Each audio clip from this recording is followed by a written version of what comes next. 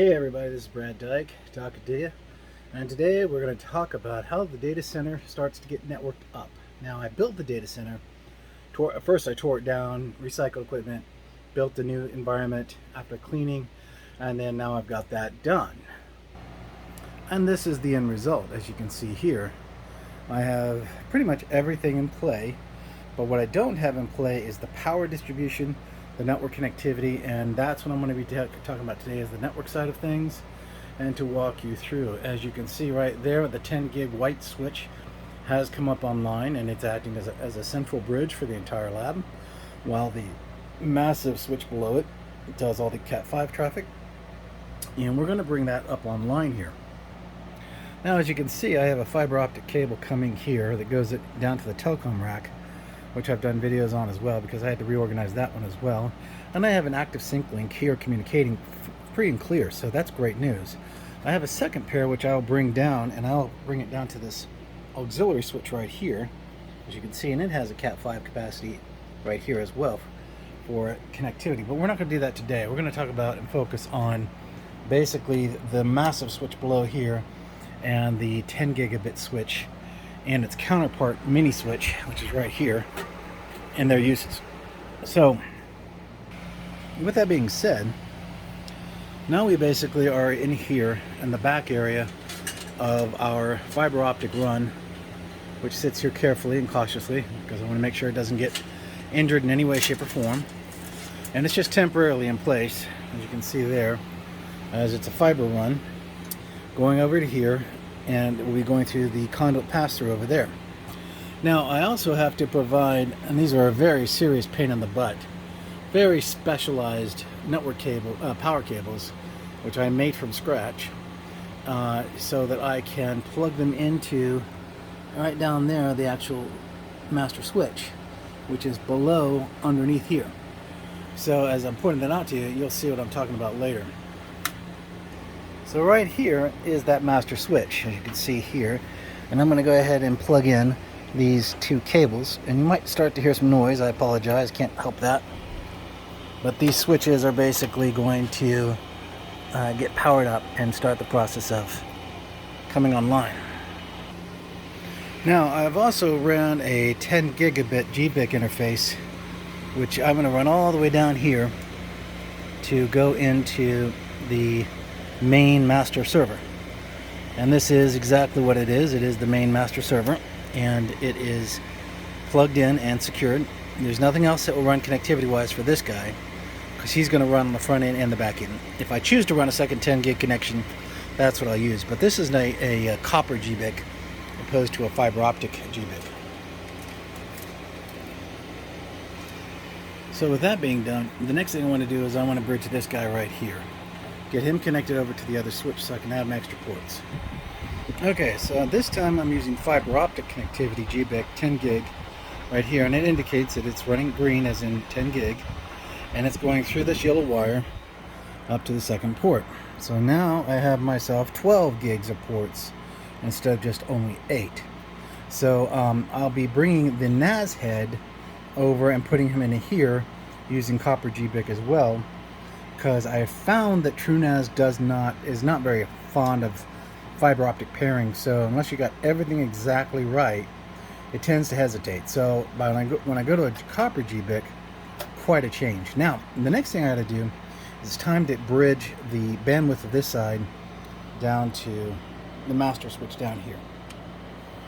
And as you can see, it is up and running, and I have no alerts or no call errors. And I want to utilize my uplink side, so I want to be careful about how I'm going to do this connectivity. I think I'm going to kick off with just good old traditional port 1, and that will act as my bridge link up to the 10 gig. Now remember, this guy doesn't do anything but administrative and so on and so on. In the same way with the switch over here as well. Now, this switch will have to go to the infrastructure of the house before it can get over to this switch, which is good because it kind of separates church and state, because it's running on a separate fiber run. So anyways, with that being said, I have to make sure that switch down there isn't set to the same IP address, so that'd be a bad thing, right?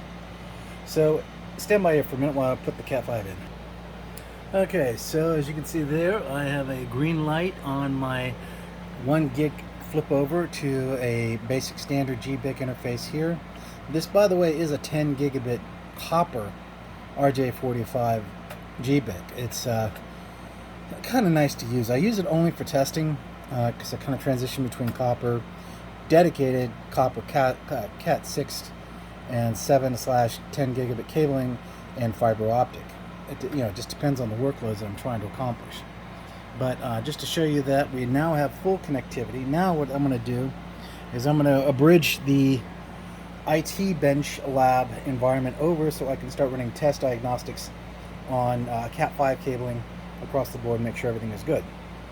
Okay, so now I've got myself my workbench switch connected to this switch, which this is in conjunction connected to the 10 gig switch, which is conjuncted to my Netgear master building switch, which is in a different part of the place. Now what I'm going to do next is way over here. By the way, you can see down there, there's the Netgear switch. It's a simple switch, so it doesn't create too much havoc in front of a managed switch. But I'm going to come over here to this guy, and I'm going to check it real quick to make sure that it is going to be running a lot faster on Cat 5 than it would be on the Wi-Fi side. So let's do a quick check to confirm that.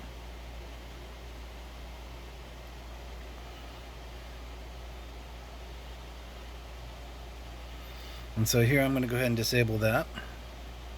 So now we're strictly running on Cat 5. Okay, so we're going to have to allow my computer to reboot. As you can see now, my KVM network is live, which is going back over this way. That's not hooked up just yet because the cable is sitting right there and I've got to get power to it, but it will be up shortly. So with that being the case, I'm going to be next focusing on doing a packet test set, a high volume packet test set, because the MTU on this is set to this, but only internally. So any type of MTU traffic over here will never be the same as over here. So that allows me to create 6 sets of VLANs if I need to down the road.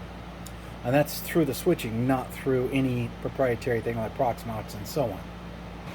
Now remember, I told you in the backside we're going to start the process of trunking, which means we're going to bring these wiring sources out of their initial configurations and get them where they need to be. So that is an important detail as we're going to go forward and doing stuff, but just wanted to make sure you knew that as we go in and start running cabling.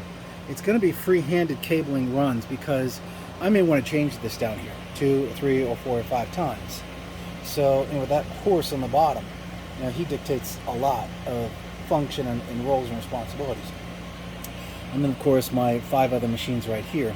And then over here I have a different setup which will be supporting my son's work, which is down on the bottom. The mid-tier work and the tier NAS will be here, the true NAS. And then of course over here we have the Raspberry Pis, which are right there. And then the storage disk arrays, which are right there, that are USB 3.0 or eSATA base. Very simple, very easy to work with, not complicated at all. So with that being said, we're kind of working ourselves into a very freelance style configuration. You can choose to move, to have your power cables positioned and handled in certain ways if you want to. You can do that if you want. I have found, because there are times when I've just got to disconnect stuff, that I do what's called pressure sleeving into the retainer slips or the clips of the actual rack areas down here, which are behind this. And that allows me to have some stuff free and floating, and that's okay, because my stuff is constantly being rebuilt and redone, as you guys know, with all the videos I produce. Okay, so I'm over here on my Z73 Asus notebook, and I'm going to go ahead and initiate a cable test running strictly on the infrastructure of the lab. Okay, this is looking good. Yeah, this is decent. Let's do some YouTube action just to make sure that I have some basic serviceability, because the workbench connectivity is strictly just that. It's for generic connectivity. It's not doing anything else. It is just it's there for diagnostics, build outs, and so on. So alright, very good then. So what you've seen here is the spin up of an infrastructure. Now the only thing I didn't cover here it's not complicated, is I had preset the ports many years ago. So my switches were already set for the 9016 MTU levels, so that I could do the jumbo packet transfers and so on. Now, what this will also allow me to do is some other really cool things, such as ALB, adaptive load balancing, and so on. Now, the key requirement there on that is, unless you truly have very expensive switches that are designed to trunk and span tree ports from switch to switch to switch, you're usually left with just connectivity within the central switch you're working with. Now, I've had some requests to consider, hey, would you talk about this? And I will do that in my next video. But for now, this is Brad Dyke signing off. Please, hit a thumbs up if you like, and God bless and have a great week.